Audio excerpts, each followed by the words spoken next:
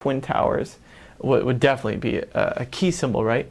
But also, I'm guessing historians and sociologists are going to look back and say, well, there's something about the Barack Obama election of somebody so kind of from establishment in many ways, and especially in terms of what his background was, but also in terms of race.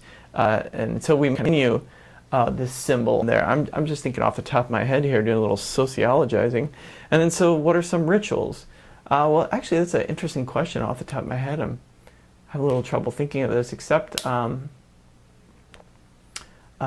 mean, there really hasn't been a ritualizing of 9/11 in terms of regular annual event. We'll see if that's happened. There's been some kind of buildings that have been ritualized, and I would say maybe at some level symbols and ritualizing in terms of some of the security forces of the country. I don't know. I'm totally thinking off the top of my head here, but it might be that we're in a moment where actually, in a Durkheimian way, the nature of our solidarity is changing. As so much has happened since 2001, the ups and downs, that tells us as sociologists that shift in so many ways, politically, economically, ideologically, means that we're unsettled, and maybe we can't even quite define what the civil religion is right now. These are all questions we can think about.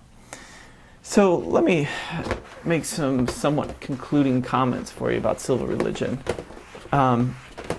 First off, what does civil religion accomplish? Well, accomplish a couple of broadly interprets and acts the ideas and events and life of the nation state. So something like the idea of manifest destiny, all right, which is keyed in with that sense of being chosen and being a light on the hill early in American history. Well, that guided actually a lot of policy in terms of the genocide that was committed against Native Americans in the American West, also the Mexican-American War, basically a war for kind of land aggression. And so we have these ways in which the ideas of civil religion, I think, can drive policies, right? It even drove Seward's Folly, which was the purchase of Alaska, right? Which ended up being a great boon for the United States. But these sort of ideas in the air can drive those sorts of events. It also civil religion interprets the events of life. So it was not surprising that right after 9/11 there was a really overt attempt, if you will, to play with, and I mean this in a constructive way, and to articulate through songs and images and words and ideas the kind of identity of the country in order to make sense of what had occurred at that day.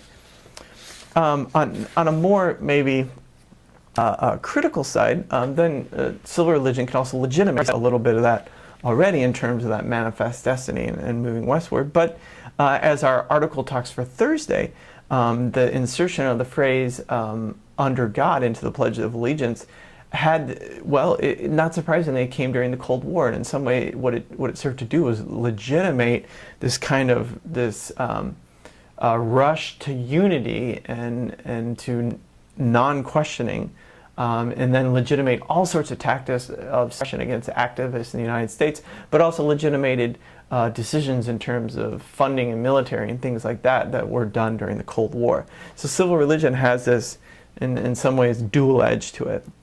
Hold on one second. So the one other piece to mention about civil religion is what is the future of civil religion? See, now when Robert Bellah wrote in 1967, he was writing as a sociologist, kind of naming this concept, saying, "Aha, I have this concept by which to help us understand the United States of America." But in the 40 years since that time, civil religion has become such a popular concept that individuals and bureaucrats and preachers and politicians, they are aware of the argument and are aware of trying to articulate and claim what the particular version of civil religion is to understand the United States. So in some ways, whereas Bellah argues from a Durkheimian standpoint that civil religion comes out of the solidarity group, the phrase itself, because it's known by so many people in the concept, and because people know the power of it to be able to legitimate actions, has become kind of a battleground to decide, like, well, what is the official civil religion, if you will. And of course, that is a struggle, and it's a struggle about definition, and a struggle about trying to define the interpretation of events, because there is no, if you will, pluck off the shelf civil religion.